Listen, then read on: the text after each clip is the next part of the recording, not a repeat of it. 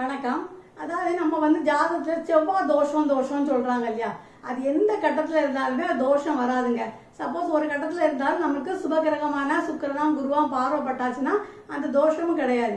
அப்பயே 2, 4, 7, 8, 12 இருந்தால் தோஷம் சேர்க்கக்கூடாது 2 பேருக்குன்னு சொல்றாங்கன்னா, அதான் 2ஆம் இடம்ங்கிறது என்னங்க, வாக்குஸ்தானம். அப்போ 2 பேருக்குமே 2ஆம் இடத்துல செவ்வாயை நம்ம சேர்த்து வச்சாச்சுன்னா பயங்கரமா வாய் பேசுவாங்க.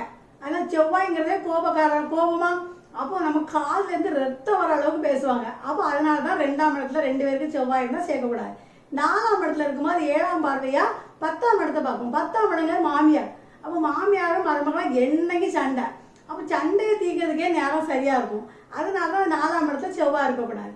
7ஆம் இடங்கிறது கணவர் பயங்கர கோபக்காரரா இருப்பாரு. தாம்பத்தியமும் 7ஆம் இடம் முரட்டுத்தனமான தாம்பத்தியம் இருக்கும். நம்ம 8ஆம் இடங்கிறது மாங்கல்ய பயம் இருக்கும். 12ஆம் இடம் போக